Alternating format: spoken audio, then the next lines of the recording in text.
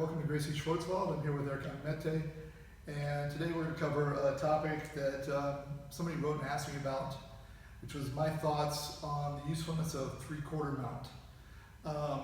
He said that he had heard, it was Daniel Cormier say that he encourages his guys to use three-quarter mount.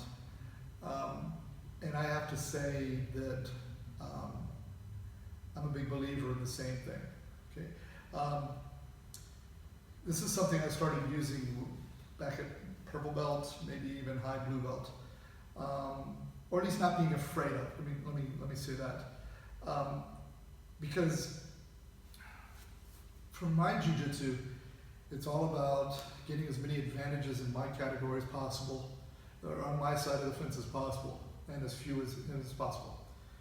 But sometimes, if I can say, give you $1 and you give me $30 back, I'm going to give you the $1, right? Yeah, I'm down $1, but I'm up $29.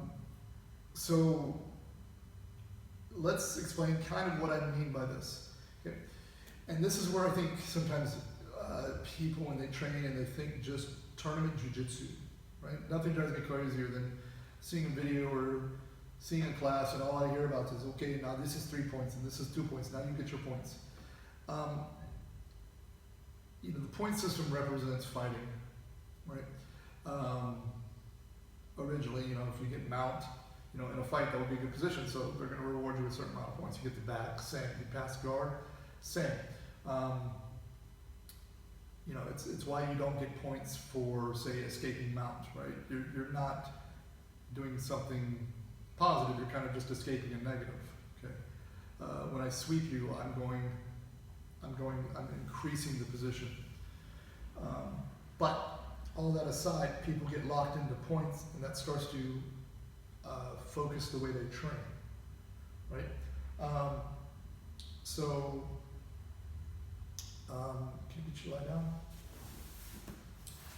What I mean by this is, let's say I get almost all the way to mount, and he still has my foot trapped, right? And I see people just going nuts trying to get their foot free. I gotta get my foot free, and they're maybe going so crazy trying to get their foot free, they lose the position, or he gets a better position. Okay, because they're thinking, okay, I gotta get to mount, I gotta get my foot free, right? You know, I get the back. You have your back, please. You know, and I'm here, and I gotta get this other hook in, and I'm spending all my time getting the hook in. I don't need the hook in, right? I'm blocking the escape. Right? When I used to compete, this is the position I use a lot. I would throw my hook in, get my 4 points, and I'd go right back. Because I actually like this position better. Okay? But if I was rolling in class or something, I wouldn't even bother doing that. Right? That was just, I had to do that for the tournament. Okay? So why do I not care about, you know, getting that foot free? What's this? Okay, get your leg down here, please. Okay, I put my foot here. Close your legs around my foot. Okay? You have my foot trapped, right? You have control of my foot. He has control of my leg. But look, I have control of your whole body. My foot goes, I go. I'm here. I can move your body. I can move your body. I got control of your hips. Okay? In order for you to not let me move your hips, what do you have to do? You have to open. And then my foot's free. So I'm not going to panic to get my foot free.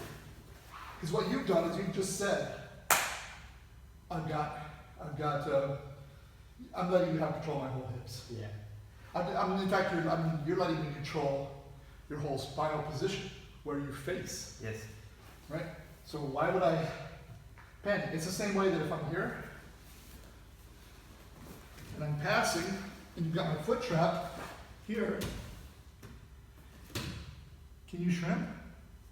Yeah, but I have to open my leg then. Right. But go ahead and, you know, pass and do something, shrimp and move. But if you kept my feet closed, can you do anything? No. But now what? Can you move? Can you bridge? Can you shrimp? Yes. Yeah, then I gotta work. So when I pass, like a knee cut pass, I won't pull that foot out until the very, very end. Guys go crazy trying to get it out. We're here, you know, Maybe they're doing these Grima pass, they're here, and they're pull their foot out, and then go, and then, you know, they're so focused on the foot instead of, have my foot, have my foot, have my foot. Go ahead, turn into me. Look, I've got everything controlled. Okay? I won't free my foot until I've really set up all my controls.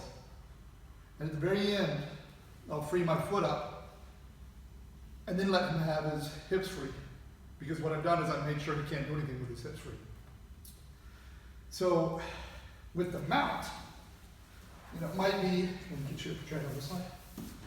You know, he's here. You know, maybe I was going to half guard here. I free my knee, I drive to here. Here. Okay? This is 3/4 mount. You just have the foot. Okay? Sometimes maybe people try to call this 3/4 guard. It's nothing. Okay? Now, if he goes to push the knee down into it. Now this is real. Because once he controls my knee, he's controlling my hip. Right? When it's just here, see, my hips are going to be free to move. Once he comes over the knee, that's a whole different ballgame. Now I am in trouble. So as long as I can stop him, go ahead and put me back. As long as I can stop him doing that, I'm okay. Right? So I'll let him have that. I had years ago a friend of mine. He's a blue belt at the time, and he was asking me about, you know, freeing the foot. And I kind of talked to him about this. I said, you know, why free the foot? Give them the foot. You know, because, and I'm not saying you do this all the time, but come out me, please. Okay, here, foot, here. If I can't do anything with this, I'm locking myself in place. Right? So if he makes the knee heavy, and I can't, I can hold on to this all day long, I want, but I'm not going to do anything. Could you sleep choke me right now? Yeah. Could you punch me? Yeah. Especially, right? Can you take my back if you get the arm across? Yep. Okay. So if I want to sit here and spend all my time focused on that, fine. And that last one is really important. Here, please. He has the foot. Okay. Here, okay? If this arm comes across, all this foot is one hook in on his back. I've already got a hook in. Okay, so he's just giving me the hook.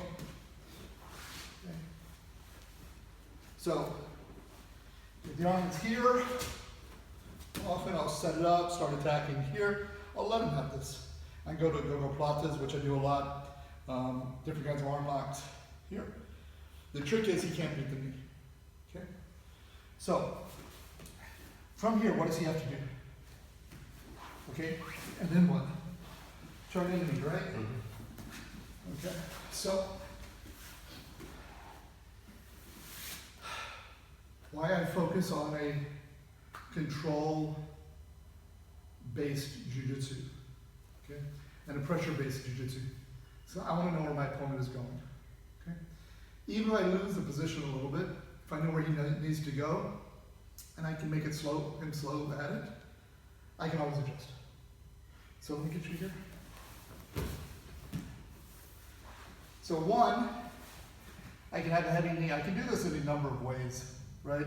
A lot of times, for instance, I will actually slide back, down his legs. So now he wants to put the knee into, push the knee into, and I'll block his hip. Turn this way, please. So if I stay like this, notice I'm low on his legs. He shrimps out this way. He can maybe get his knee in. But look, I figure for my legs, block his.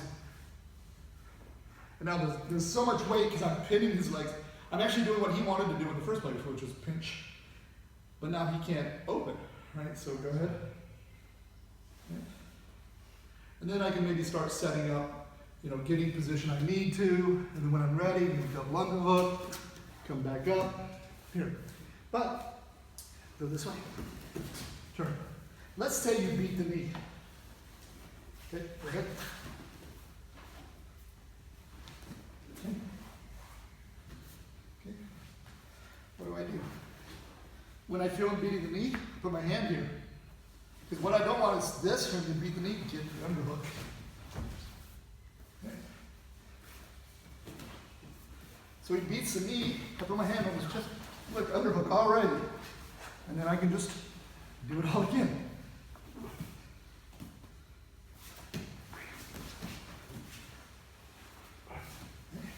Because I know where he needs to go. He beats the foot, he's got to beat the knee, right? You know, this could lead to any number of things. Sometimes I used to do this. Seems silly, but I actually will do this a lot. Here, no, please. I'll actually kind of give him my foot so I can slide back, you know, roll through, everything else here. So, let me show one more thing to explain this. Okay, so like you're doing a cut through pass. Yep, and I trap the foot. Okay, again, what do you want this arm to do? Exactly, head low. Okay, so let's say he can't free his foot. If he goes nuts trying to pull his foot out, okay, maybe I escape. Okay. His foot, I'm just doing everything I can. I'm pinched. And again, when I'm pinching so hard, what do you have control of? Over your head. Yep. Lift your knee, cut across the other side. Let's say you just can't get it free. Go back. Okay. Let's say you can't get it free. Back step this way behind my leg. Sit. Keep the leg under. You did it with that one? Yeah, remember? Here we go. Yeah. He's going to go right into locking. Exactly. Okay. So what I'm doing is I'm kind of trapping myself. Think of it this way, right? Not self-defense mindset, fight mindset. If I hold you like this, and you just start punching me, you kind of don't need to break that. Yeah. Right? For self-defense we're going to because we're not thinking fight. If I was doing this, and you just punching me, I just held on, okay, keep punching me. Okay? I'm going to take the time to break it, where now he's going to be moving around. It's why in the first USC's, Hoist wore a gi. I was talking about this before. One reason he wore it, he told me, was because he knew people would grab it. And if they grabbed it, he knew where they were. He knew that their hands were occupied, at least one hand was occupied. So it made his work easier. Okay? So, you know, what I don't want is for my opponent, in general, and we'll get into this with my pressure control DVD, some of the things I don't want my opponent to ever be allowed to do: put his feet on the mat, right, if possible, where he can try to move, have both legs kind of operating independently of each other, right? If he can just push my legs down like this, yeah, one leg is always going to be much easier to deal with. So step over. This is just one leg, right? It's much easier to deal with than me getting to two legs, okay? So, and again, if at any point the person tries to go to two legs, now you have your foot free, right? So I'm not trying to force the situation. I'm trying to exploit his basically limiting his movement, and then if he realizes that he's not able to move by holding on to me and lets go, then I'm free. Then I go ahead. So don't try to force a situation. You know, don't ever try to force this. In my mind, try to force a situation. Right? If I get to half guard, you know, here, let me head this way. And he's just got the grip on my leg of death.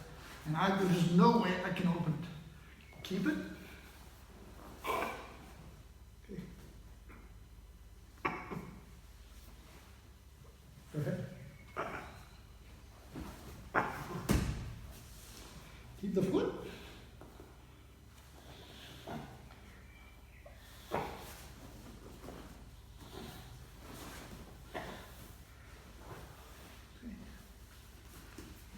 just make it very uncomfortable for him, where he'll want to move, he'll want to open up, he'll want to let go of the hold. You know, kind of like if he had a knee on belly, on me it was really painful, I was just pulling him down. Okay, just stay there. Let me pull you down. Okay, it just makes it worse for me. Okay. So anyway, I hope that try not to think, something I preach to my students all the time. Don't think with your jiu-jitsu, don't make it goal-oriented. Right? I have to get from here to there. Make it process-oriented. If you're just focused on goals, if I tell you to drive to the Utica, you're going to do what? You're going to take the shortest way there. If I told you tomorrow to do the same thing, you take the shortest way there, you take the shortest way there. You won't learn anything else. Right? You need to learn the process. Right?